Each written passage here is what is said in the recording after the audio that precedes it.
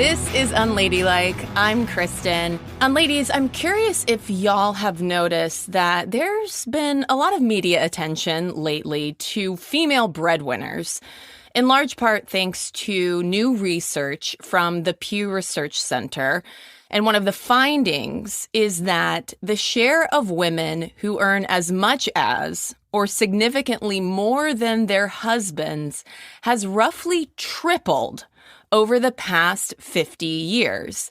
And while that might sound like the beginning of a celebratory story of rising income equality, when it comes to breadwinning and heterosexual couples or opposite-sex couples, the narrative is not so straightforward, which is why I recently took to the gram at Unladylike Media to ask Unladies a question. Well, questions.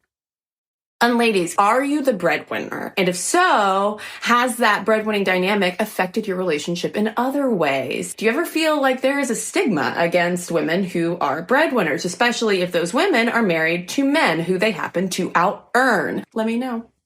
Y'all had a lot to say. Hi, I'm Kayla, and I am a breadwinner. My husband doesn't work due to a disability, and I am our primary income source. He's very supportive and always encourages me to be career-minded and to not hold back. He takes care of the house for me, and I appreciate him. 2 years ago, my partner and I moved in together along with my 2 children. He also has 2 children from a previous relationship, but they only spend every other weekend with us. I have always made more money than my partner, but then just recently I got a significant increase in pay, which is really great for me. And he doesn't mind. He's not threatened by the fact that I make more money. He sends a significant portion of his income to child support. And so he is just absolutely not able to contribute to 50% of the household costs. So sometimes it feels, because I have to make up for what he can't pay, it just feels like I'm sending part of my money to his child support. And maybe I shouldn't think about it like that, but that's sometimes how it comes into my mind. And it's hard. And I just negotiated this great new salary with this great new job, and I can't really celebrate or enjoy it as much as I maybe could if he was actually contributing 50%. Hey, Kristen. I just had to chime in when you asked for stories from breadwinning ladies. My ex-husband and I never made very much, but it was roughly the same amount. However, I was definitely the breadwinner in our relationship. In the 10 years we were together, I had 2 different jobs, one in each state we lived in, while he had closer to 20. I'm actually not sure how many. I'm probably underestimating the number. Because of this, my income was steady, while his fluctuated wildly. Over time, it became a huge issue in our marriage. He would spend his money on whatever he felt like, often making large purchases without talking to me first, while my money was what we used to pay the bills. We've been divorced for almost 2 years now, and every day I see more and more of my friends also considering divorce, because if I don't need a husband to pay the bills, why keep him around if he isn't contributing to my life or family in any other way? Why should we put up with red flag behavior if we are no longer in a position to financially depend on them? And just so you know, after my divorce, I got a new job that more than doubled my income. So now I make more than our combined income ever was. I thought I would share my breadwinner story with you. So quickly, my story, my soon-to-be ex-husband and I have been together for around 20 years. When we started dating, we were both about the same place in terms of finances. So we didn't have a ton of money individually. And then over the years, I feel like we made pretty different choices about our careers and finances. And so those different choices led to a situation where my soon-to-be ex-husband makes about a third of what I do. I feel like when there's a situation where the woman is the breadwinner and the woman has chosen to leave, based on my own experience, it isn't just about the money and the unevenness in finances. Rather, it's most often a situation where the woman is the breadwinner, but she's also shouldering the burden of the entire household. So she's paying for everything. She's thinking about paying for everything. She's doing all the emotional labor. She's doing all the actual household labor, or most of the household labor. She's doing child rearing and child care. She might be doing parent care or other family care. And it's really not just about, well, I'm making more money than my partner and there's an imbalance. It's, I'm making more money than my partner, I'm supporting them, and I'm not getting anything in return. So I guess the question I would ask is, if that's the way we feel, that we're not just a paycheck and we're not just a maid, are we deserving of blame for feeling that way? And I would say no.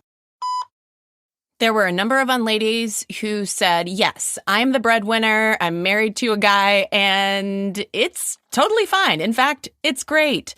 At Susan Cooper voiceover said, I've always been the primary breadwinner of our relationship, married for 15 plus years. My husband works, but also supports my career and does a lot of the household stuff and carting our daughter around to where she needs to be. It works for us. At Gabrielle Magara said, I've always been the higher earner in my marriage, and it works for us. I'm more ambitious career-wise and prefer to take on more leadership roles than my husband does, and that's okay. Similarly, at Semper Anima said, I'm the breadwinner in my family, and my husband is all caps, so supportive. We like to say we each have full-time jobs. His is taking care of the house and the pets, and mine is earning an income. I genuinely enjoy it. There were also, of course, some unladies where the breadwinning outcome wasn't quite as rosy. One anonymous unlady said, I was the breadwinner and it was very hard for my now ex. We were both in the same profession and it seemed really hard for him when I would hit a milestone and he hadn't yet. Another anonymous unlady said, I out-earned my ex-husband during our marriage, and it was mostly a problem for his parents, but them grading on him resulted in resentment toward me. Oh well, not my problem anymore. And that mention of it being a problem to this unlady's former in-laws brings me to the most prominent theme in the whole conversation, which were unladies who said, you know what? Yeah, I'm the breadwinner. It works for us. It's other people who have a problem with it. For instance, at Lynn's Ann said, I've recently become the breadwinner. My husband's business was a COVID casualty, and his attention is currently completely on our home. We love this arrangement. Our difficulty is actually with some friends and family, especially my dad, who is still in the mindset that the husband should take care of the wife financially. We also have some friends who originally were so excited to help us out with things, and now they're no longer willing, which we think is a direct result of him being unemployed. At KHawk214 said, I'm the breadwinner in my household. It's not an issue for me and my husband, but a huge issue for my parents. It drives me nuts. If the roles were reversed, they wouldn't care. But because I'm a woman... ... And I would add to that ellipsis, because you're a woman... ... married to a man. Because if we look at the admittedly limited research on the impact of household income on the relationship stability among same-sex couples, the breadwinner question is not nearly as fraught. For instance, one study I found that for opposite-sex couples, the greater the income equality, the likelier the relationship was to experience strain and potential breakup. Whereas for same-sex couples, greater income equality actually correlated to higher relationship stability. Other research suggests that female breadwinners in same-sex couples are likelier to say that being the primary earner has positively impacted their relationships, and they are less likely to report feeling resentful of their partners. See also same-sex couples tending to have more equitable divisions of unpaid labor, like housework and childcare. And I should note, too, that the female breadwinner stigma associated with straight couples cuts both ways. There are assumptions that the woman is doing too much and the man is doing too little, and overlooks the fact that, as we have heard just from our handful of listeners, like, this is not a monolithic loaf. Sometimes it works, sometimes it doesn't. But why is it still so baked into our assumptions about how couples should operate? And to get more into this, I wanted to talk to somebody who makes it part of her job to ask people about their money and how their personal finances work, to make all of it a little bit less of a mystery. My name is Maya Lau. I am the host and an executive producer of the podcast Other People's Pockets, which is a podcast about money and the dirty details of people's actual finances. Like, I ask people how much money they make and their net worth and all that kind of stuff. And I am a journalist and just a sort of question asker in the world. And did you say, why do I do what I do?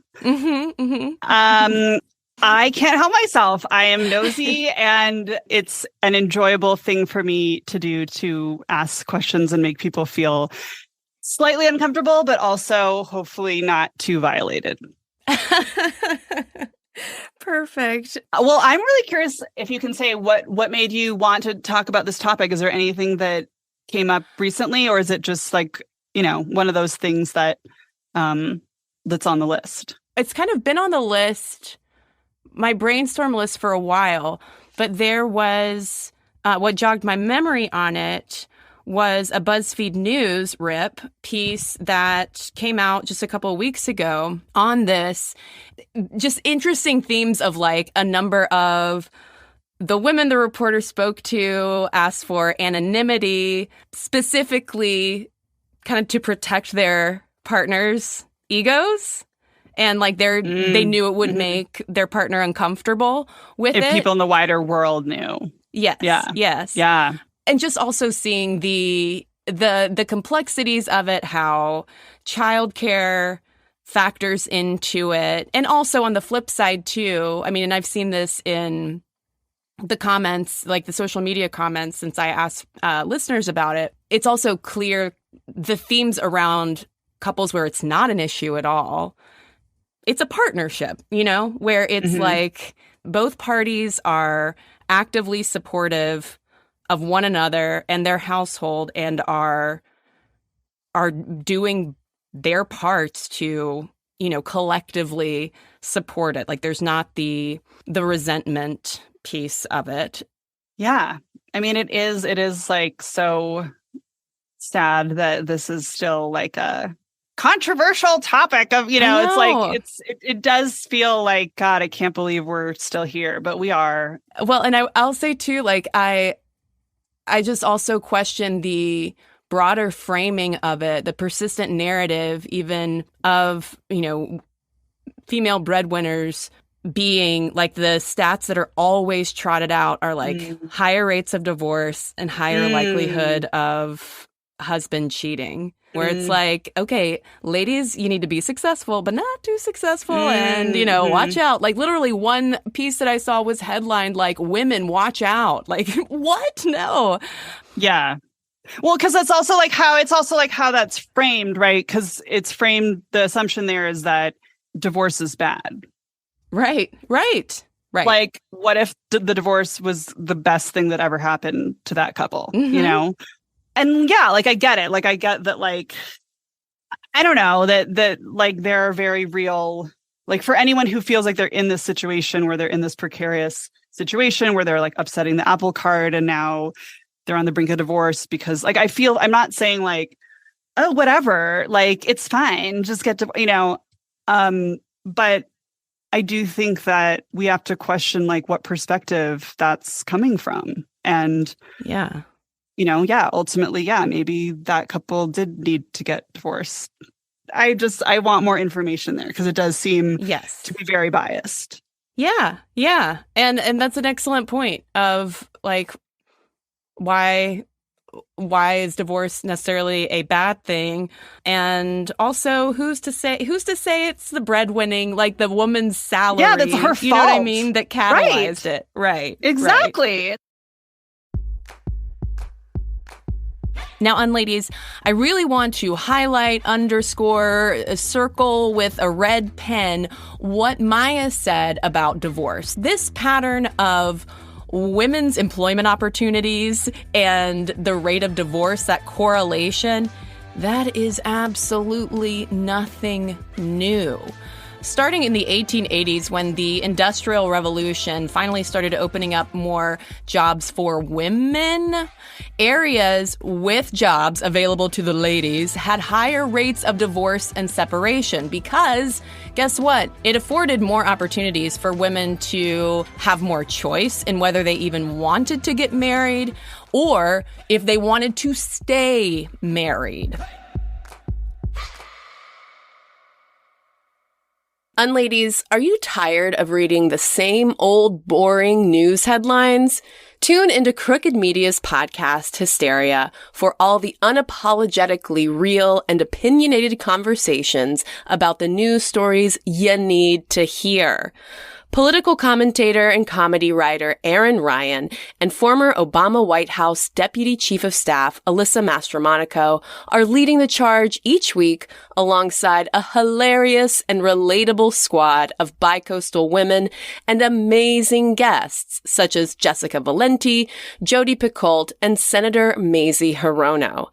With fresh takes on the political and cultural landscape, say goodbye to the male gaze and hello to smart, real, and refreshing content. And don't worry about the tough news. I mean, there is so much tough news to go around. But Hysteria brings the laughs and just the right amount of petty to help you power through the rest of the week. Tune in for new episodes every Thursday, wherever you get your podcasts. In my own life, weirdly, so I'm married. I've been married for 6 years and together with my husband for a total of 8 years. And so weirdly, we haven't had a breadwinner. Wait, when you say breadwinner, do you mean the only person making money or the person making more money? So this is a good question because the whole dynamic, I mean, it's, first of all, an antiquated term to be using. But I think in this context, it's more about if there is a primary earner. Right. Well, and I think it's interesting, too, because there are couples out there where they both make plenty of money, but one makes way more. Mm-hmm. And it's like, why is that a problem? If you guys both, it's not like one person's shouldering the burden, really. It's like you both make more than enough. And so who cares if someone makes more? Yeah, for us, weirdly, like we've up until pretty recently, we've always made kind of the same amount as each other, which for many years was like 50K a year and then like 75K a year. And our incomes have sort of grown together, even though like we have different jobs. And then now like he makes around 132K a year. And last year I made 200K. And I was just talking to him yesterday about this because I was like, so I'm going to go on the show. We're going to talk about breadwinner stuff. And like, what's the deal in our marriage? Like, I don't feel like that's been a huge issue for us. Yeah. So, and he was kind of like, I just feel really lucky, like you being you and your kind of interest has so far resulted in you making more money, which helps us. So I'm happy for it. And he's not as money minded as me. So it's sort of like an add-on bonus. And then I was like, but if you had to earn all the money, or if you had the pressure of like the rent is due and it's all on you, like, how would you feel about that? And he was like, that would be fine too, whatever. I think one thing that can be interesting in terms of the breadwinning conversation is also who controls the finances. Who literally is doing the budgeting and knows how much money is coming in and knows how much is being saved and troubleshoots when a payment you're supposed to get is coming in late or whatever. And in our relationship, that is me in large part because I just love finances and I think about it every day and it's fun for me. And my husband is more of like the food and cooking and grocery shopping. And I do think that the person who controls the books has a lot of power, like in any organization, partnership. And it's really not intentional for us. Like he's always like, I really like, let's sit down and let's go over things and talk about it. And we do. I'm curious if any breadwinning dynamics kind of imprinted on you at all growing up, or what was modeled for you? Growing up when I was little, my dad was an architect. My mom was a public television producer. I don't know. I'm guessing he made more. And then they got divorced when I was around 8 or 9. And that was really hard on my family financially.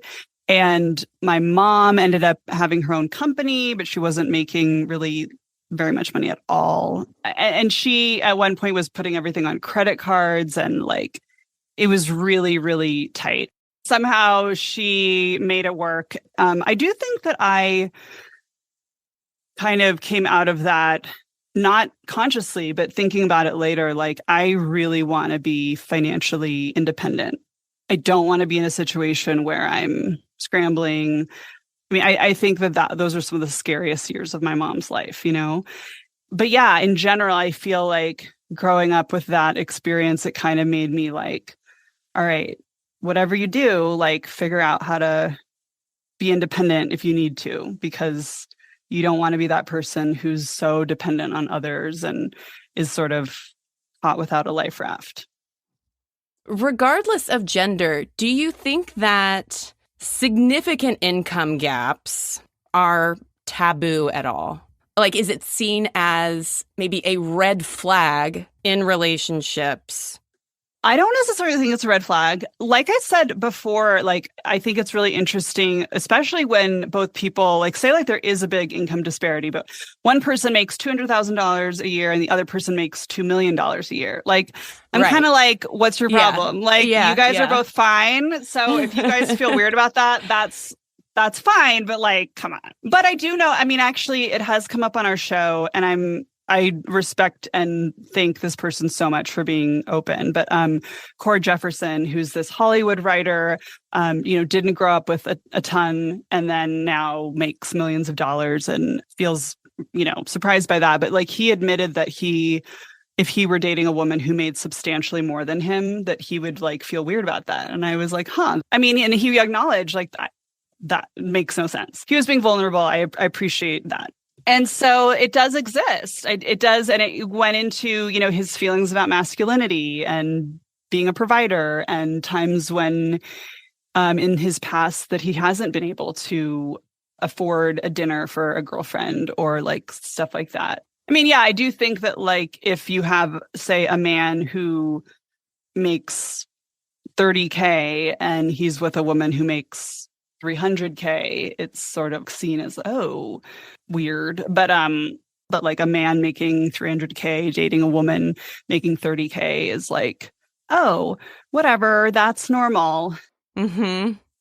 Well, and part of why I asked is I, posed the question to listeners on social media of like, are you the breadwinner? Has this ever, and if so, has it ever affected relationship dynamics? And something that a few folks mentioned was they got a lot of pressure from parents. There were situations where the women's parents were the ones saying, like, you need to date a man or be with a man who makes as much or more than you.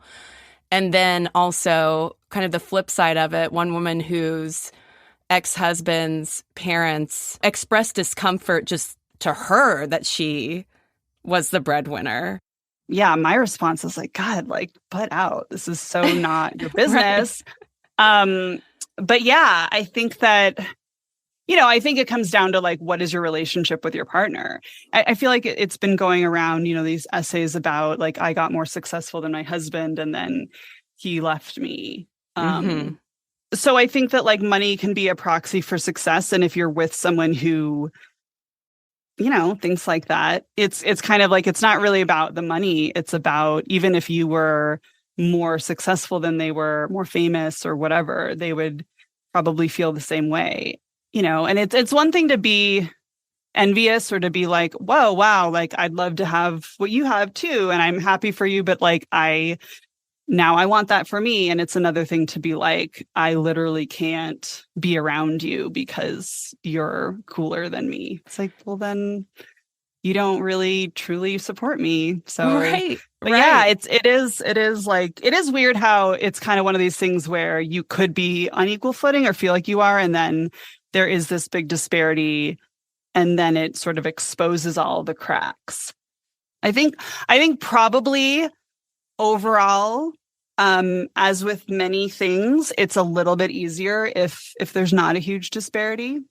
There's just that's true with anything with your partner. Yeah, it's probably helpful if you make similar amounts, but it's not like a prerequisite. But yeah, money can be a proxy for power, and the person who has more money can be, I think that it's I do worry about especially women who feel like they can't exercise their autonomy or walk away from a relationship or even ask for what they want in a relationship in some way that might be perceived as threatening because they know that they don't make as much. Like that, it does make me very sad. It's like, that shouldn't be.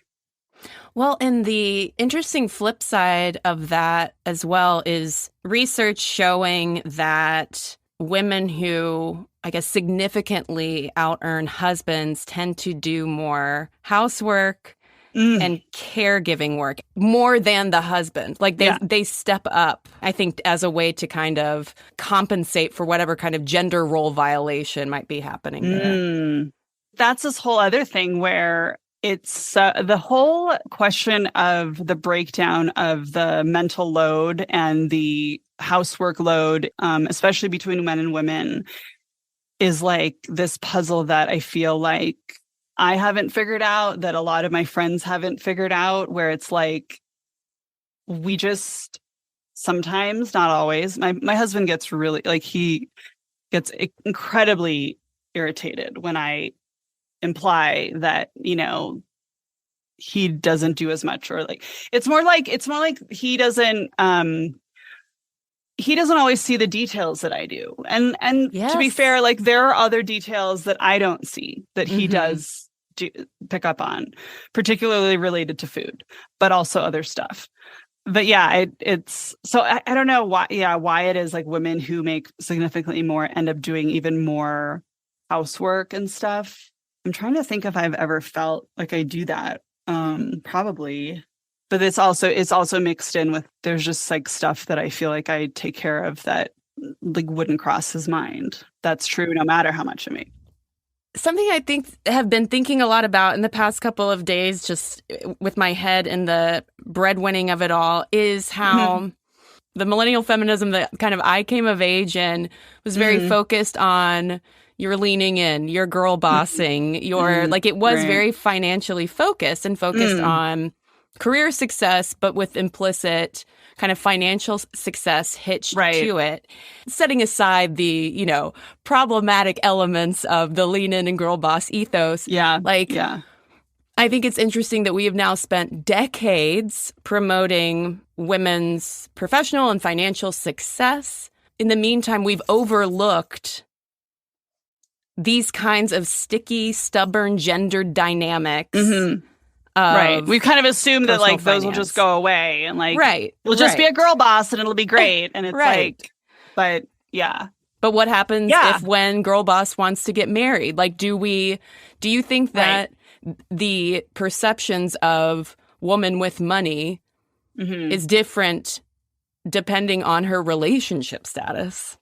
Yes. Yeah, I do. Yeah. Like, okay, so like if she's single, are we like, ooh, cool? And then once she gets married, are we like, well, what's the deal with him? Right. I mean, I will share too. I don't know if I'm sharing too much. I think it's okay. But so the only corollary I have really is so my husband has a career in audio and radio. And he's done a lot of stories for NPR and worked at a public radio station, and like he's like a pro at audio. And I like just started this podcast. I've never done a podcast before, and got this podcast deal, and like through a crazy stroke of a million lucky things, like this is happening for me. And he has gotten some questions from people like, so like, what is that like for you? Oh my God, like your wife out of nowhere, like has this podcast, and meanwhile, you're the one with like the radio and audio background. And he's like, that's the wrong reaction to have. Like, and he will tell people that, like, I'm so happy for Maya. And I'm like, he's like my number one fan, is constantly looking at my rankings, like even on days when I'm like, I forgot, whatever. And he's like, oh, like you jumped up in the ratings, you know, blah, blah, blah. He's giving you the 5 stars on Apple Podcasts every time. Yeah, like, and I think like, look, like he'll admit like, yeah, he would also love to have what I have, but what I have doesn't take away from what he has. And he can also enjoy and be like excited, and he gives me ideas, and I've asked him for advice, and, you know, so yeah, I think that if he were a different type of person, I don't even know if he would be honest, but I think it would be really hard for him. And it would be, but then again, that would expose like, well, then we're not meant to be together.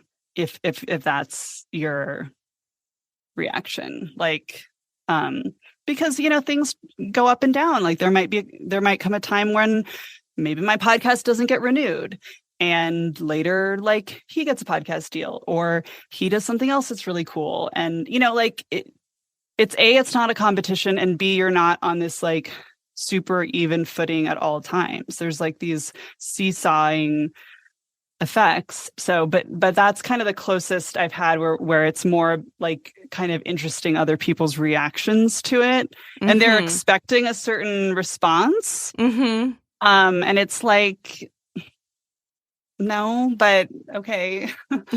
Do you think that it is possible for society to just fully normalize women breadwinners, women as in kind of this cis hetero framework, women as the primary earners? I mean, I do in the sense that like I feel like I already think that women are the ones who do a lot. Like think of how many like single mothers there are that like are totally somehow like killing it and like making it work. Like I think that like it's actually weird that we think female breadwinners are weird. There's almost expectation that as a woman, like you're going to figure it out, like you're responsible.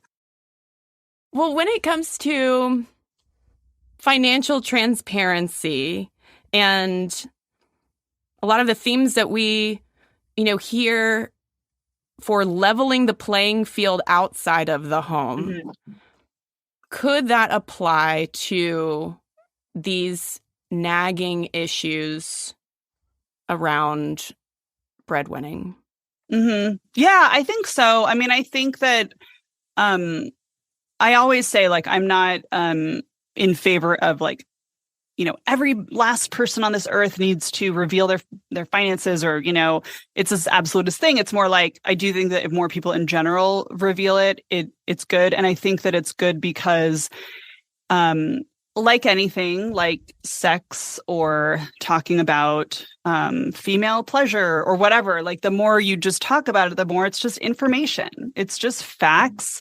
And yes, there's history and context attached to it. It's not devoid of that, but the more that it's talked about, the more it's like, oh, okay, so I have so many feelings about this information, but it is also just information out in the world. And the more I hear about it, the more it's not as taboo. So I do think that with more financial transparency, hopefully it can be less of like, you know, there's like less emotional attachment. I'm not saying it's devoid of conversations around privilege and race and how did you get there and all this stuff, but if couples, for example, can be more like, yeah, okay, so these are my numbers, these are your numbers, our friends know our numbers, we know our friends' numbers.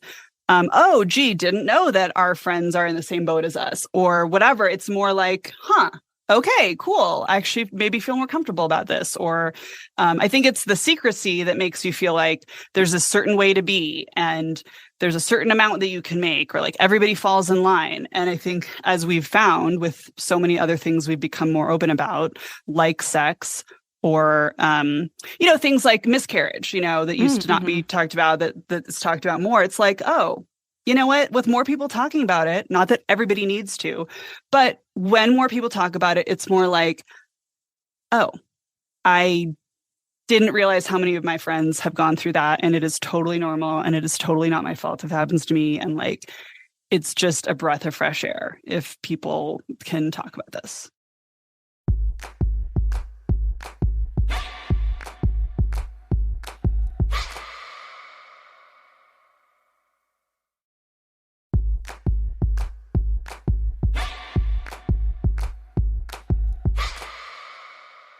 Unladies, guess how long the traditional male breadwinner model, husband is breadwinner, wife is homemaker, guess how long that was the marital norm in the United States? Would you think maybe 100 years? 150 years? Try 40. 40 years. That's all. And then he presumably had a midlife crisis and sped off on a motorcycle he impulse leased. Okay. Really, though, I was agog to discover the extent to which we have taken that loaf for granted. Let's slice it up, shall we?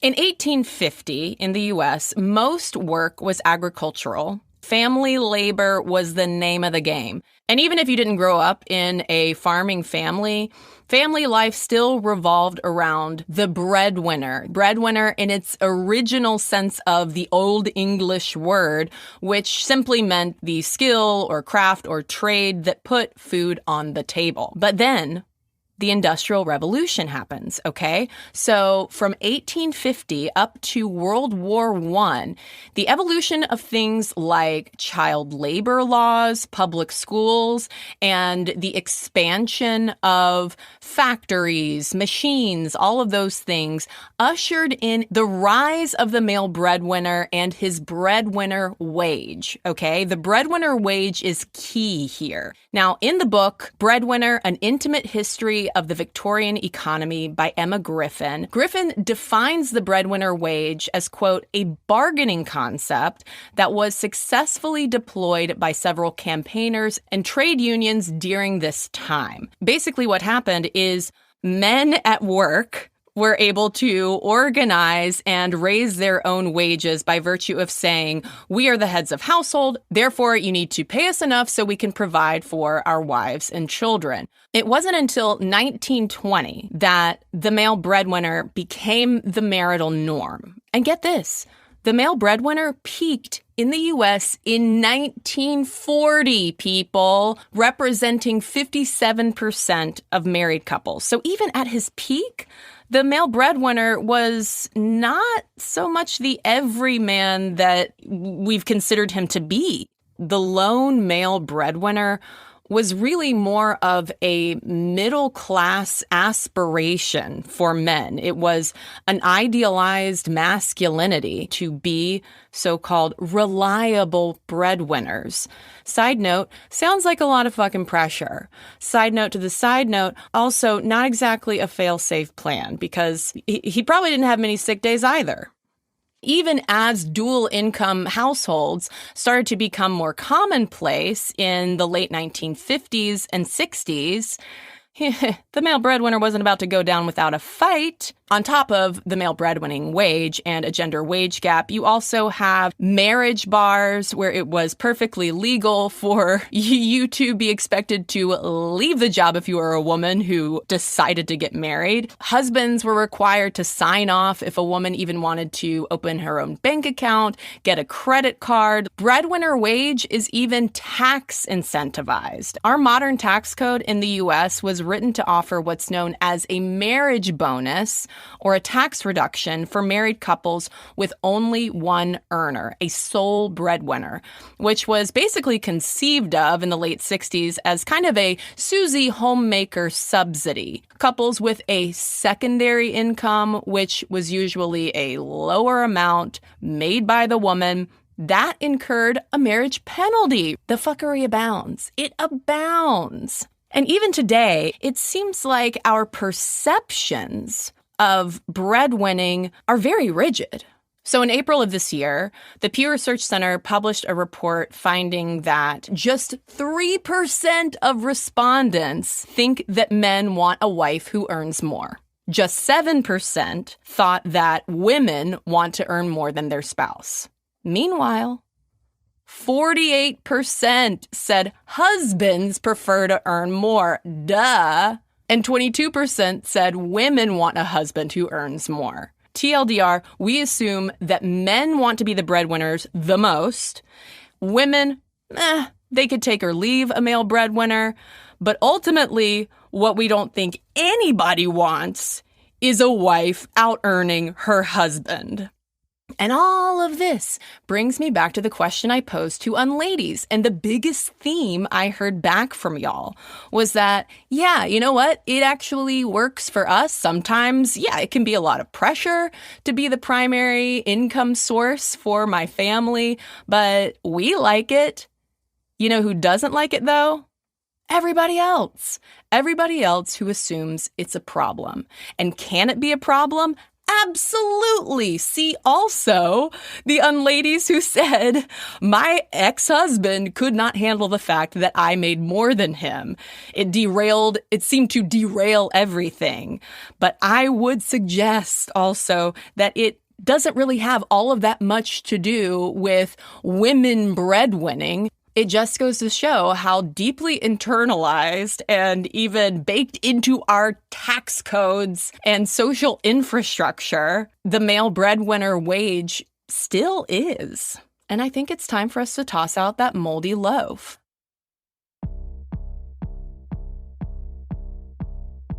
Okay, Unladies, now I want to hear from you again. What do you think about this whole breadwinning conundrum? Does any of it resonate? Am I just way out on a limb? Any men listening would love to hear what y'all think. Is this something that you talk about amongst yourselves? Because I think you need to be. I really, really do. hello@unladylike.co is where you can email me, send me your voice memos. You can also DM me on Instagram @unladylikemedia. Thank you so much to all of the Unladies who contributed their experiences and voices to this episode. And huge thanks to Maya Lau, host of Other People's Pockets. Go listen to Other People's Pockets. You can find it anywhere you find podcasts. You can follow Maya Lau on Twitter @MayaLau, MayaLau, or visit her website, mayalau.com. Oh, and that BuzzFeed News article that I mentioned to Maya was reported by Vanessa Wong. Shout out, Vanessa. And for one last breadwinning fact, did y'all know that in the 1970s, a small group of men got fed up with the masculine norm of breadwinning and had themselves a pro-feminist, if ill-fated, men's liberation movement? It's true, and truly relevant to today. Yeah, there's a twist. And if you want to hear that story, you need to join the Patreon. Go get your extra Unladylike and listen to episode 145, Men's Liberation. Yeah, 145, as in the 145th bonus episode, just waiting for your ears over at patreon.com/unladylikemedia. Your Patreon support is truly make or break for Unladylike, so please please, if you care about this podcast, an independent feminist podcast, consider becoming a patron for $5 a month or more. Oh, yeah. And you can follow Unladylike on Twitter, Instagram, and TikTok at Unladylike Media. Unladylike is an Unladylike media production, executive produced, created, hosted, written, and edited by me, Cristen Conger. Our music is by Flamingo Shadow, Amit May Cohen, and Sarah Tudson. Editing and mastering is by Multitude Productions. Until next week, what is the most unladylike thing about you? I think the most unladylike thing about me is I've never idealized being in a relationship. I've never been somebody who like has a Pinterest board about like my wedding one day off in the future that like, but I don't even have a boyfriend yet or something. Like I've never, I've always idealized like singlehood and independence and thought that that was like the coolest thing that a woman could do. And yeah, I've never felt like I need a partner to be whole. But I still like choose to have one, and we have a kid, and like, but I think because of my parents' divorce, I've always had a very realistic view of relationships and like what can happen. And like, it's great. It can be great. It can be not great. Like, you know, so hopefully you find a great partner. And if you don't, then you need to leave, you know, like just, it's not like this, oh, you find a partner and then everything's fine, happily ever after. Like I've never had that thought. Yeah. It's really more complicated ever after, I feel like. But. Yeah, it's like that's the start of another journey that you're going to have. So, you know, you can choose to have it or not, but like it's not the end of the story. It's the beginning of another story.